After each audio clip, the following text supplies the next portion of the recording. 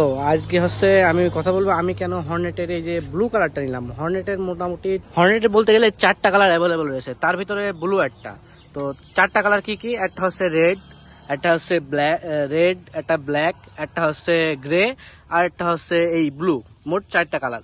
তো ব্লু কালারের বিষয়টা হচ্ছে যে আমি মনে করেন যে বাইকটা প্রায় 1 মাস মতো ওয়াশ করিনি, তারপরেও দূর থেকে যদি দেখেন আপনি, হয় ক্যামেরায় যেরকম দেখাচ্ছে হয়তো বা একেবারে সামনাসামনি আপনি বুঝতে পারবেন যে কোন জায়গায় ময়লা রয়েছে। তার সাথে আমি যদি দেখাই, এই যে কিছু কিছু ছোট ছোট, এই যে এখানে একটা স্ক্র্যাচ রয়েছে, যদি একটু জুম মানে অনেক কাছে আনি তাহলে দেখা যাবে, কিন্তু যদি আমি দূরে আনি মানে বোঝার কোনো সম্ভাবনাই নাই। একে তো স্ক্র্যাচ বোঝা যাবে না, তারপরে দাগ হয়তো বা অনেক বেশি কম দেখায়, ময়লা পড়লে দেখা যায় না। কিন্তু এখানে যদি আমি ব্ল্যাক অথবা রেড নিতাম, হয়তোবা রেডটা রোদের ভিতরে অনেক ভালো দেখা যাইতো, বাট রেডের একটা সমস্যা হচ্ছে রেড কালারটা আসলে পছন্দ হয় না আমার। বিশেষ করে হর্নেটের আমার ফ্রন্ট সাইডটা আমার পছন্দ না। যদি আপনি ফ্রন্ট সাইডের কথা বলেন, ফ্রন্ট সাইড আমার পার্সোনালি আমার পছন্দ না।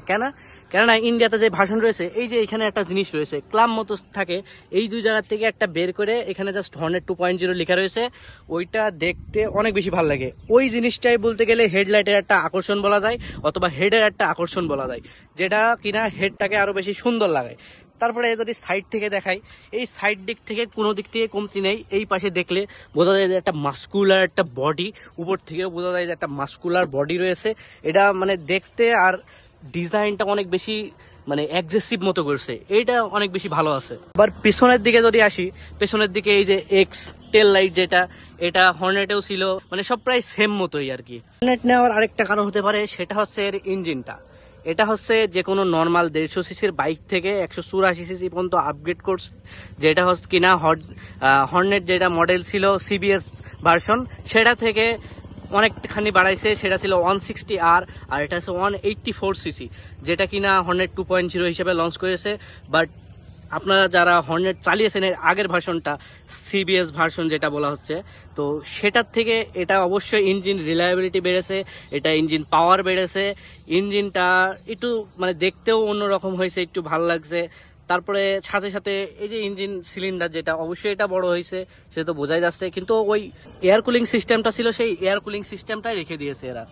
যদি ক্লাসের কথা বলি, এখানে স্লিপার ক্লাসটা অ্যাড করেছে, এটা সবচেয়ে একটা ভালো কাজ করছে। যেহেতু 84 সিসিতে আপগ্রেড করছে, তার মানে তো অবশ্যই ইসিউটা চেঞ্জ করা লাগছেই। তার সাথে সাথে এখানে হয়তো বা সাসপেনশনটা চেঞ্জ করছে কি আমার জানা নেই, তবে এই সামনের ফ্রন্ট লুকে একটা জিনিসই ভালো লাগছে, সেটা হচ্ছে সাসপেনশনটা।